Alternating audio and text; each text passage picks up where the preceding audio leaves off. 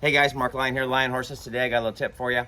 So when I'm traveling with my horses, and I also have a dog, and sometimes they get a little dirty, and sometimes when I'm riding my horse they'll get a little sweaty, and I want to kind of rinse him off before I put him back out. And there's not all the time when there's a hydrant handy, and so it's nice to have some water.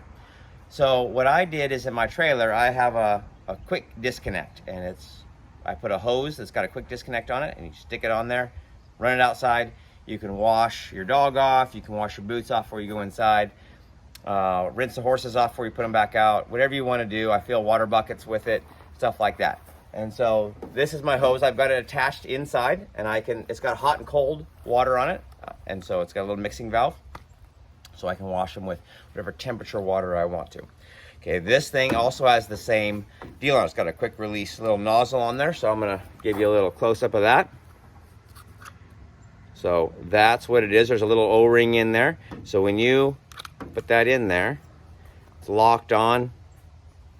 Really nice way to have a spot where you can wash your dog off, use a nozzle. And then, like I say, this same piece goes into the receptacle in the trailer. And some of the trailers now will have a little valve on the outside where you can hook a water hose up to it. That's really nice.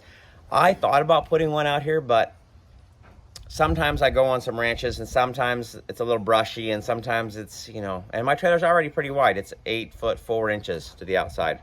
And so it's already pretty wide. And I didn't want to snag any limbs or brush or whatever and have a chance of something breaking it. Sometimes I tie horses out here. I didn't want anything pawing it. So if you have a hose on the outside, sometimes it can get snagged on stuff. And so I just thought I didn't want anything on the outside. So I put it inside. There's a little receptacle. You just put your disconnect in there, turn the water on, whatever temperature you want, drop the hose outside. And sometimes I'll fill water buckets inside. A lot of times if I'm traveling somewhere and I'm just stopping for the night, I've only got one horse or something on, I'll just open up all the dividers, let him have a little hay in there, get a water bucket.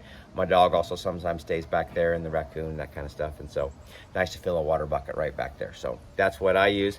And then if your horse is he's a little finicky when it comes to water. Like if the water doesn't taste the same as it does at home, he doesn't want to drink. This is kind of a nice way to do it. So I've got 40 gallons of water in my trailer. And so if I have a horse that doesn't like water that tastes different, maybe it's got chlorine in it and the stuff at home doesn't, or it tastes a little funny, I can use that water, give him some water that tastes the same as it does at home, and it can kind of alleviate some of that problem there. So anyway, just some things to think about when you're traveling with your horse, and when you have a trailer.